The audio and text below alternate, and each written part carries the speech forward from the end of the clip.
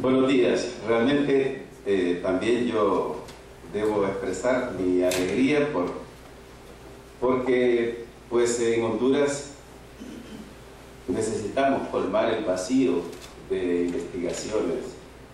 No tenemos una historia económica de los impuestos, no tenemos una historia social de los impuestos, tampoco una historia política de los impuestos. A los escritores y los historiadores que están aquí yo les invito a sumergirse un poco en esa búsqueda de discernir un poco cuál es la historia, cómo es que se fueron forjando, cómo es que el Estado hondureño subsiste gracias a cobrar impuestos, ¿no? Obviamente los impuestos es la que permite financiar la salud, la educación, la carretera, etc. Entonces para nosotros era importante poder dar respuesta a esa interrogante de quién paga los impuestos, ¿no? Porque parece como muy de sentido común que obviamente paguen los impuestos los que tienen más dinero, ¿no? Pues eso es lo que dice el sentido común. Pero habíamos estado un poco siendo sacudidos por esa famosa frase de Warren Buffett, uno de los multimillonarios de Estados Unidos, que decía que a él le daba vergüenza que su secretario y su chofer pagaran 42% de impuestos y él, que era uno de los hombres más ricos del planeta, estaba pagando el 17%.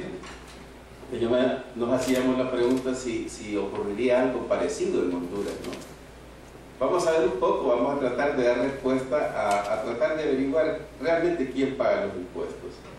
Y obviamente esta pregunta, esta interrogante nos exige ver un poquito el pasado, porque de ahí va a surgir un poco la respuesta. Entonces, en primer lugar,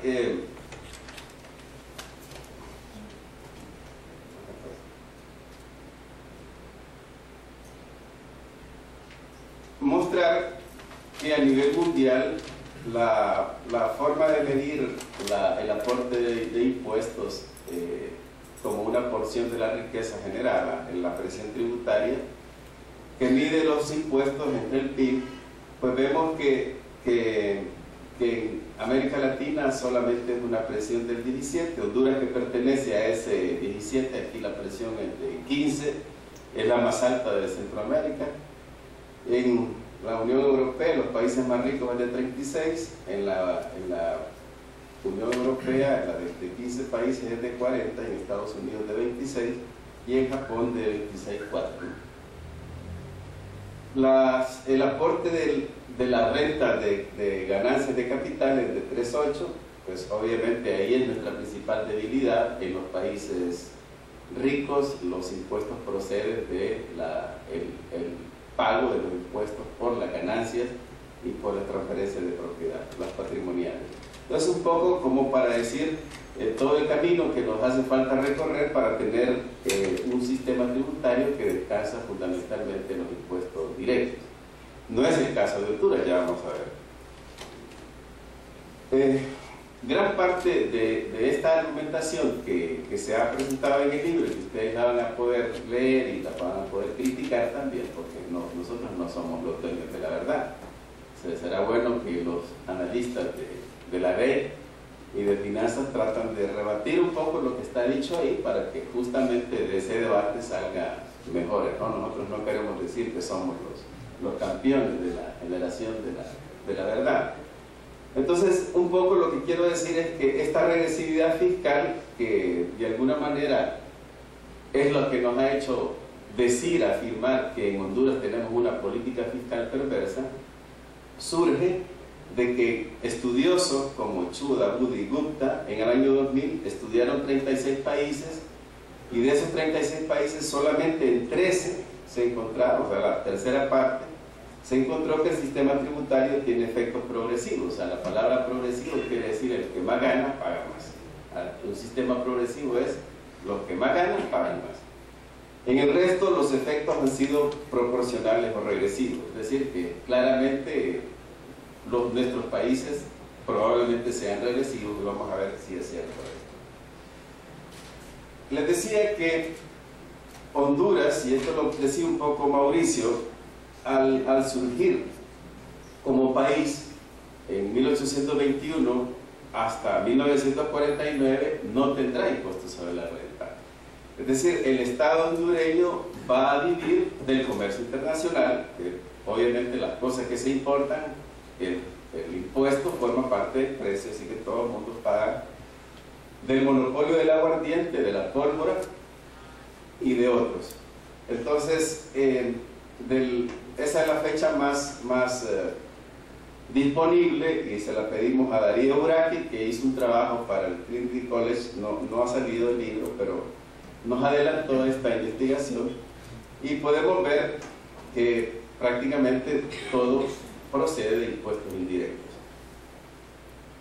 Diríamos nosotros que Honduras de 1821 a 1949 era correctamente bien calificado un paraíso fiscal. Es decir, los que operaban, las empresas que operaban, no pagaban impuestos sobre la renta. Y de alguna manera de ahí viene la palabra economía de enclave, porque las economías de enclave son un clavo en un país, porque solo es el clavo, no genera externalidades. No había impuestos sobre la renta para las empresas. Entonces, vemos cuando empieza a surgir ahí eso que está en azul, me imagino que es todo, es las primeras recaudaciones de impuestos sobre la renta de 3.2 millones y de 6.8 millones en el 50-51, que justamente es el 95% proceden de las dos transnacionales del banano. Pero siempre es poco, ¿no? O sea, en 46 no había impuestos sobre la renta, y eso diríamos nosotros que del 49 en adelante hay un intento del Estado hondureño por tener progresividad fiscal, claro que mezclada con regresividad. Pero esto va a ir cambiando. Ya aquí aparece en el año 63 el surgimiento del impuesto sobre ventas, que es un impuesto del 3%, que va evolucionando al 5, al 7, al 9, al 12, hasta llegar al 15 para los productos derivados del alcohol. Es decir, que ya aquí se suma el impuesto de las ventas a toda la tributación indirecta que teníamos en el pasado. Entonces ya vemos cómo ya empieza a aparecer el impuesto sobre la renta del total de los ingresos tributarios, como el 12, el 15, el 14, el 23. Pero vamos avanzando en el tiempo, y aquí pudimos como hacer 40 años de tributación en Honduras, y aquí en estos 40 años pues podemos ver, ustedes lo pueden ver, que 2/3 partes de todos los ingresos tributarios de Honduras proceden de los impuestos indirectos, que son pagados por todos los pobladores, y los directos, que son los impuestos a las ganancias y a la transferencia de propiedad, pues van teniendo este comportamiento. En general diríamos que las 3/4 partes de los ingresos del Estado proceden de lo que recauda de la población en general.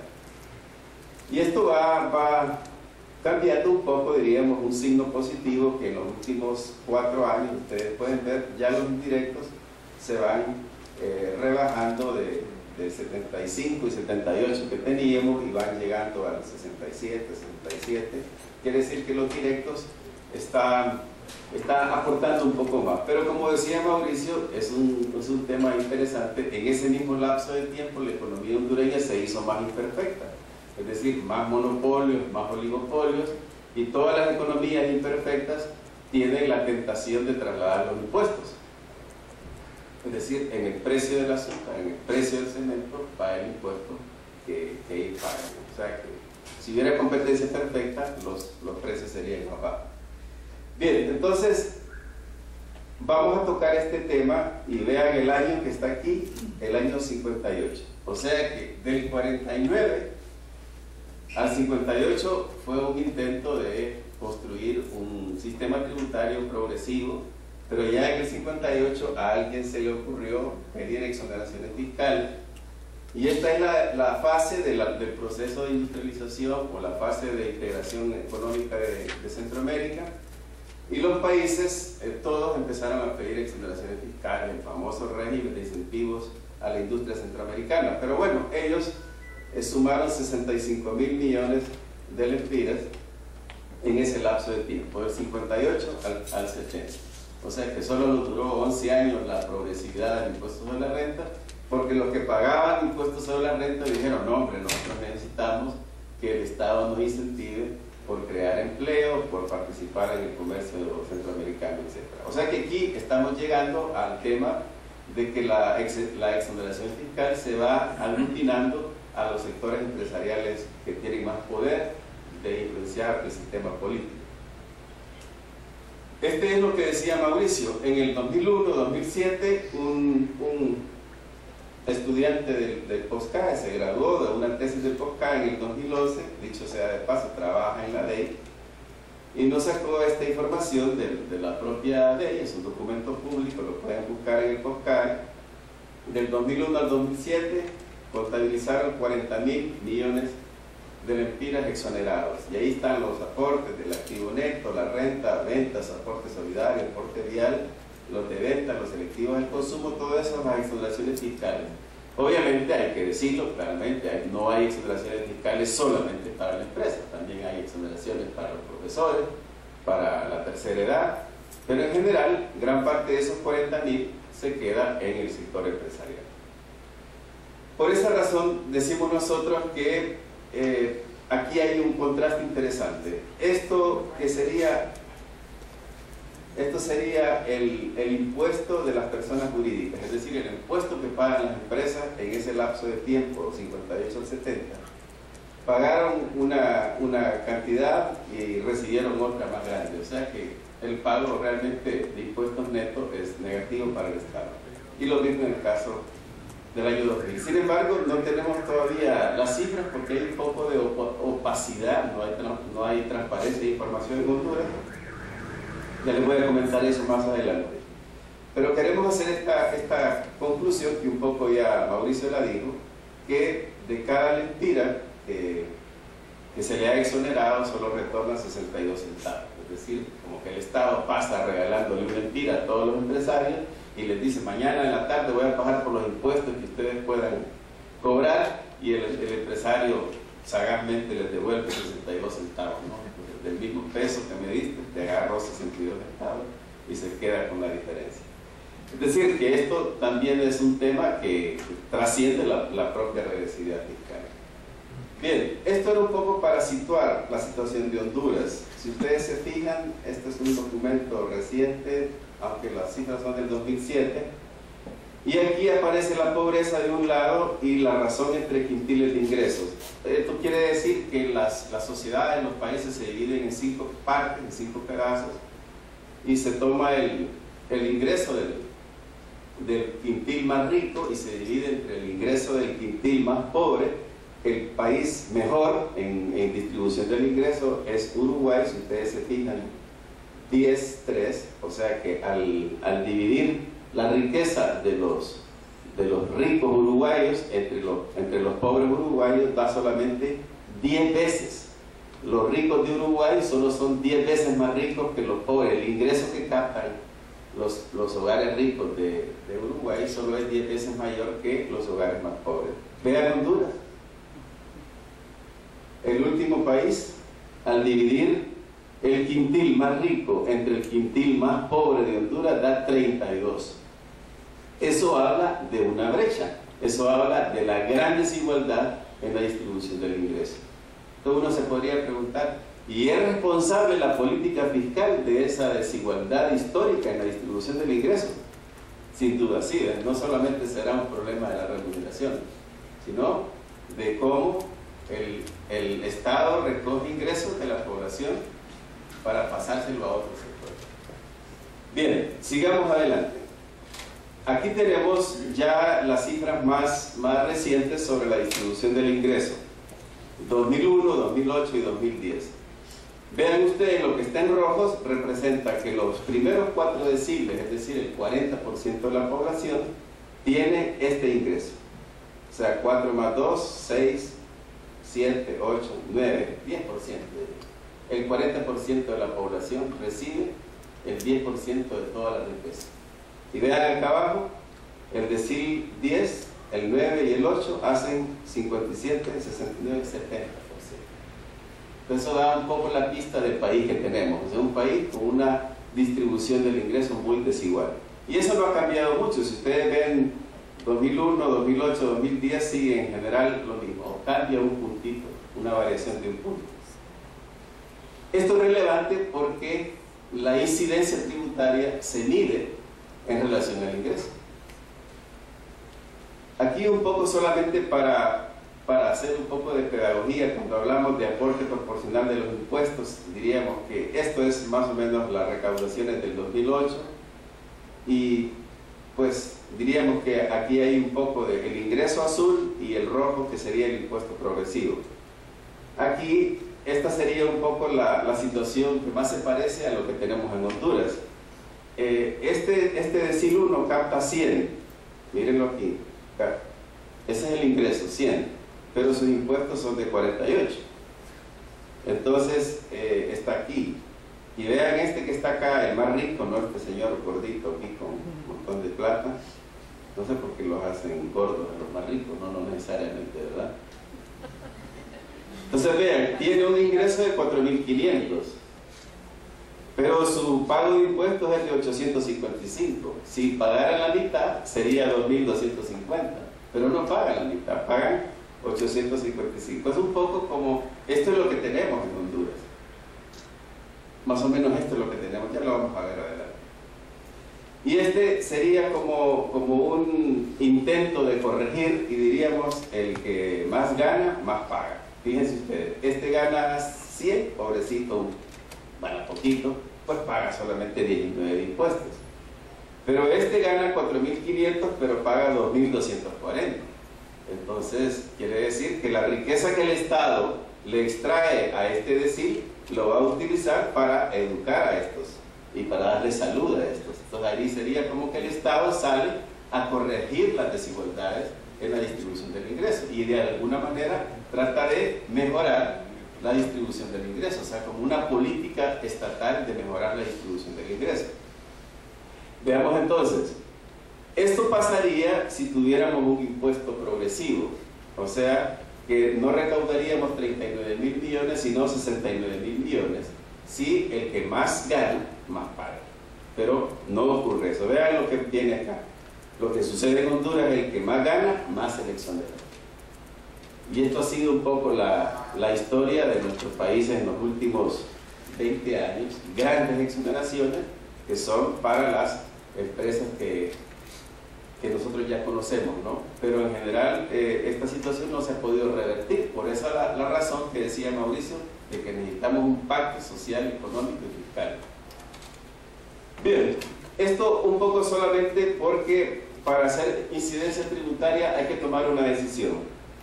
El impuesto que vamos a estimar, ¿lo dividimos entre el ingreso o lo dividimos entre el gasto? Este es ingreso y este es gasto. Y ustedes se preguntarán, ¿por qué razón los pobres tienen este poquito de ingreso y este montón de gasto? ¿Y por qué los ricos tienen este ingreso grande y solamente esto de gasto? Es obvio, ¿no? Los hogares más pobres, para poder vivir, se endeudan. Los pobres, para poder vivir, para poder comprar la Coca-Cola, empeñan las cosas. Y en cambio estos tienen la posibilidad de tener un ahorro. Entonces la incidencia tributaria va a ser justamente el cálculo de los impuestos de cada decil entre el ingreso, para entender qué es lo que estamos midiendo. Entonces aquí aparece lo que ya Mauricio había dicho, solo que quería decirles que en términos absolutos, si ustedes se fijan, el decil 1 en el año 2000, estos son cálculos hechos por un argentino que se llama Juan Carlos Gómez Sabaini, que generó un documento que fue considerado confidencial y todavía es confidencial, hasta que el BID lo publicó un resumen recientemente en el libro Recaudar para Crecer. Vean, aquí este es el impuesto del decil 1, 566 millones. El decil 10 paga 11.000 millones. El decil 9, 11.000 y este 27.000. Obviamente lo que está diciendo eso es que en términos absolutos los sectores más ricos pagan más impuestos, pero aquí hacemos abstracción de la exoneración fiscal, no está considerado. Ya en el 2004 los deciles más pobres pagan 824 y los otros pagan un poco más. Veamos ahora ¿qué pasa? Estos son los ingresos, entonces vamos a dividir los impuestos que pagan entre los ingresos. Y el resultado es el siguiente. En el año 2000, el decil 1 pagaba el 41.15, o sea que los impuestos que pagaban los más pobres es equivalente al 41% de sus ingresos. Y el decil más rico, el 19%. Y esta situación se ha agravado porque de 41 estimamos 50, y aquí de 19 solo se incrementa un punto 6. O sea que esto sería como la radiografía de la regresividad fiscal de Honduras del 2000 al 2008. Para hacer los cálculos lo hacemos con todo, ¿no? Calculamos la regresividad de la renta, de la propiedad, de las ventas, de los selectivos, de los comercio exterior, de los activos netos. O sea que es el cálculo, lo van a ver en el libro, están todos los cuadros para que ustedes los puedan usar. Eso es en el 2004, este es en el 2008, o sea que están los cálculos hechos para que se pueda como uno empezar a hacer hipótesis de por qué hay regresividad en la renta. Bien, aquí hicimos una cosa que viene un poco producto de que algunos periodistas nos hacían la pregunta de si es cierto que la clase media es la que está pagando los impuestos, ¿no? O sea, siempre se dice eso, ¿no? De que la clase media cada día es menor y esa es la que paga los impuestos. Miren lo que pasaba en el año 2000. Sumamos la incidencia tributaria de los primeros 4 deciles, los dividimos entre 4 y nos da 36,23, sería el pago de los impuestos de los primeros 4 deciles, ¿no? Del 40% de la población. Y la clase media serían los 3 deciles siguientes y pagan el 27,80, y el que menos paga son los 3 deciles más ricos, el 8, el 9 y el 10, los más ricos, ¿no?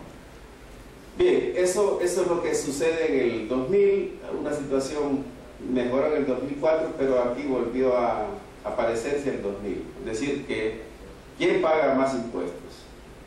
Bueno, la suma de los pobres y la clase media hace un porcentaje interesante, ¿no?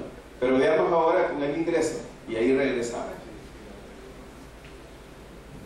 Aquí me van a disculpar los sociólogos, pero hacemos esa misma categorización de clase pobre, clase media y clase alta. La clase alta, serían los 3 deciles más ricos, reciben el 71% de todo el ingreso generado en el país, pero solo pagan el 22,50. Y la clase media pues recibe el 20% de todo el ingreso, pero pagan el 27,80 de todo su ingreso. Y los pobres reciben solamente el 8,97, pero en promedio tienen que pagar el 36% de todo el ingreso. Eso, pues, yo creo que sobresale el problema de la injusticia y la desigualdad. Lo mismo en el 2008, no ha cambiado mayor cosa, por más reformas tributarias que se hagan, la situación sigue siendo igual, porque nosotros solo vemos pasar los decretos de reforma tributaria, ¿no? Y yo no sé quién compra la Gaceta para ver qué es lo que está pasando con la Coca-Cola, con el whisky, con el gas. No creo que tengamos una cultura de leer todos los días el reporte de los impuestos. O sea que eso es un tema que poco se conoce. Realmente, por esa razón es que han sido considerados como confidenciales todos esos documentos que vienen a ser otros al país. Bien, esta es una prueba que, para los que no son economistas, el coeficiente de Gini mide la distribución del ingreso, y el coeficiente de Gini es un numerito que va desde 0 hasta 1.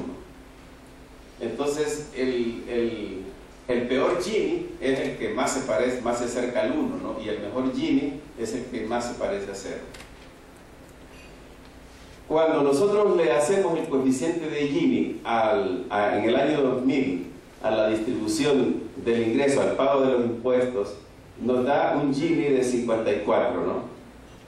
Es decir, que este es el coeficiente Gini que habla de la desigualdad. En países como Uruguay da 41. Pero después que se pagan los impuestos, le restamos los impuestos que cada decil paga y nos da un Gini peor. Un Gini peor restado del Gini antes de los impuestos me da un signo negativo. Conclusión, los impuestos empeoran la distribución del ingreso. y la han venido empeorando todos los años. Entonces esa es la razón para que nos explica por qué seguimos teniendo estructuralmente una distribución muy inequitativa del ingreso, porque el sistema tributario ayuda, entre comillas, a que eso suceda. Y lo mismo hacemos en el 2004, vean el Gini antes de los impuestos, después del pago, y el resultado es negativo. En el año 2008 también, o sea que seguimos teniendo un sistema regresivo. Las reformas tributarias no ayudan a mejorar la regresividad fiscal, es decir, a pasarnos a la progresividad. Bien, la posibilidad de que esto se pueda enmendar viene dado por cómo se distribuye el gasto, cómo se distribuye el presupuesto del Estado. Ya voy a terminar. Aquí en el año 2011 hicimos este análisis, fue publicado en un librito que mostró Mauricio, la asignación pública de recursos, y vean lo que sucede. Los 104 municipios más pobres apenas recibían el 5% de todo el presupuesto del 2011. Apenas están recibiendo, diríamos, ¿verdad? Estamos en el 2011. Y los 194 menos pobres se quedan con el 95%. Esto quiere decir que el gasto gubernamental, cuando va a los municipios más pobres, gasta lo menos posible, porque son las escuelas unidocentes, las escuelas bidocentes, los centros de salud rural que operan con una enfermera auxiliar que gana 5.000 empiras y una aseadora que gana 800. Entonces, qué derrama económica va a haber ahí. Bien, entonces le hicimos el Gini de la distribución del gasto gubernamental en el 2011 y miren lo que pasa. El Gini nos da 0.84, es decir, les decía que el Gini peor es el que más se acerca al 1. Quiere decir que cuando el Estado hondureño gasta en todos sus municipios, hace una distribución muy inequitativa. Es decir, que unos pocos municipios concentran todo el gasto gubernamental.